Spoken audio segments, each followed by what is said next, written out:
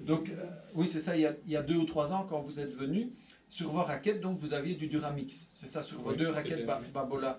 Oui. Et le Duramix, vous l'aviez choisi un peu par hasard? Par hasard. Ah oui, c'était par hasard. Oui. Et puis alors, j'ai vu qu'on a mis, enfin probablement sur mes conseils, je vous ai proposé de l'X1. Oui. Et donc vous avez mis de l'X1, et vous êtes resté peut-être 1 an avec, jusqu'au moment où vous avez peut-être cassé un peu trop vite.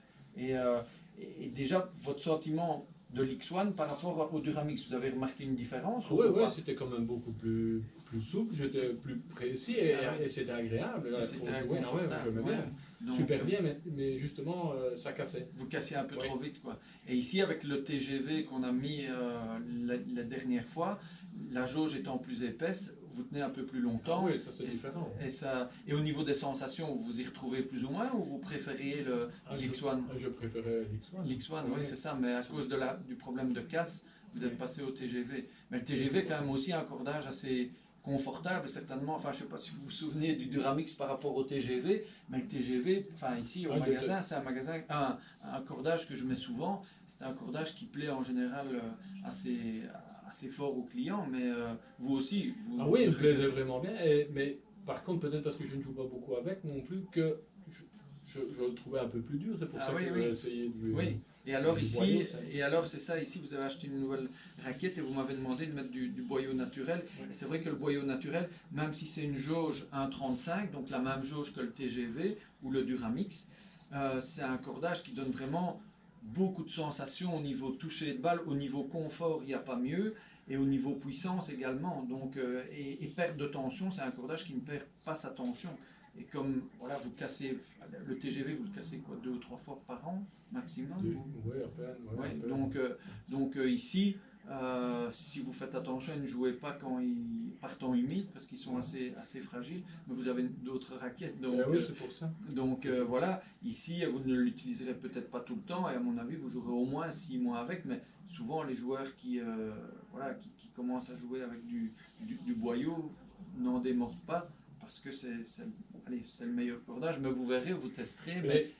Comme j'essaie de jouer dans ma catégorie d'âge, au-delà de 60, 68 ans, et ils ont tous, pratiquement tous mes adversaires, jouent en boyau. Oui. Ah d'accord. En boyau. Et c'est pour ça que, pour éviter justement les problèmes de bobos à gauche, à droite, et des joueurs qui, comme Émile Jacques, B-15 pendant des années, il a 65, et il en combat 2, quoi. Ah oui, et il joue avec du... Et il n'a que ça, même des vieilles raquettes, il a toutes les mêmes raquettes, il en a bien 5, et j'ai même vu un jour...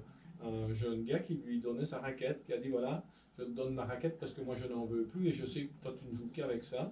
Donc elle était encore en bon état. Donc il allait mettre un cordage.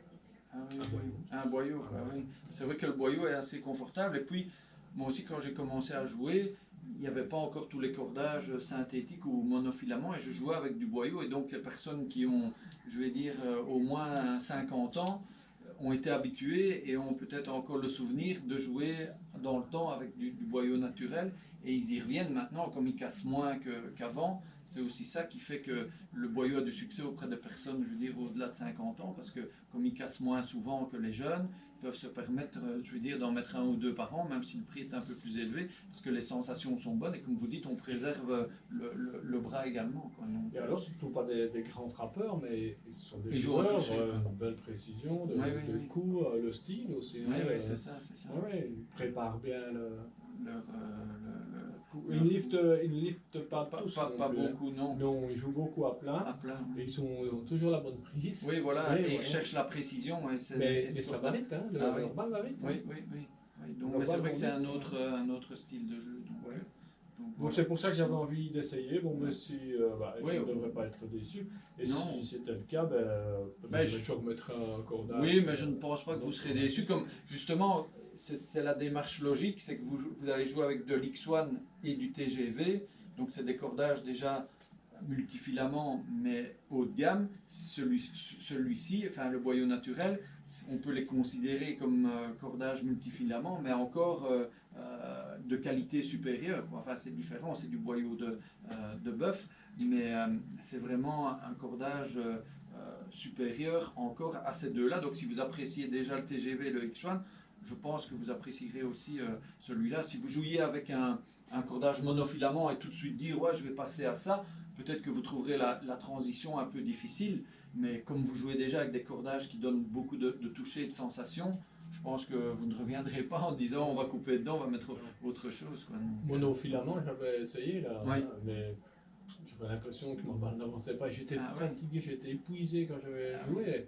Et je jouais dans le carré de service, quoi. Et je frappais pourtant. Ah oui, mais j'avais pas la bonne prise, à mon avis, et pas habitué à ça, je n'en sais rien. Mais oui, non. Là, à mon avis, enfin, c'est pas mon avis, c'est les cordages monofilaments, c'est un seul brin de plastique et donc la balle ne rentre pas dans le cordage. Tandis que ces cordages-ci ou les multifilaments, c'est des cordages tressés avec un silicone spécial et donc la balle rentre déjà plus dans le cordage. D'ailleurs, ceux qui n'aiment pas les multis disent qu'on a un moins bon contrôle et c'est pour ça qu'en général on les tend un peu plus fort. Parce que si on ne tend pas fort un multi, le fait qu'il est déjà élastique au départ, plus une tension basse, vous allez sortir vos balles de manière assez importante. Donc voilà. Mais l'avantage des multis ou de ce cordage-là, c'est qu'ils sont puissants. Et aussi pour les personnes, j'ai aussi des personnes qui ont près de 70 ans, ils me disent moi, il me faut de la puissance. Et donc avec ces cordages-là, ils s'y retrouvent, quoi. Donc voilà. Oui, parce que j'en discutais encore tout à l'heure, sans parler que j'avais fait des achats. Hein. Et ils ne comprennent pas, les gars qui ont 70 ans et qui cordent à 27 et qui frappent et qui frappent et qui frappent. Ah oui, non, ça oui, ils doivent frapper et c'est là aussi qu'ils peuvent, je veux dire, s'abîmer l'épaule, le coude ou le poignet parce qu'il faut, s'ils jouent en monofilament, ils doivent frapper comme des fous et donc là, c'est peut-être à ce moment-là que les blessures commencent. J'ai essayé la raquette d'un copain, mais c'est une Prince, mais pas la même grosseur de manche. Oui. Donc j'ai fait quelques jeux comme ça parce qu'il m'avait prêté sa raquette et je pouvais la garder même 2 semaines, il partait en vacances. Oui. Mais ça faisait déjà un drôle de bruit, c'était pas le même. Oui, quand je dis je voyais qu'il était déjà loin, c'est pour ça que tout compte fait, je ne saurais voir que la différence en jouant avec une raquette, la même raquette que celle que j'ai. Que la vôtre, quoi. Donc voilà. Bon, merci pour votre témoignage.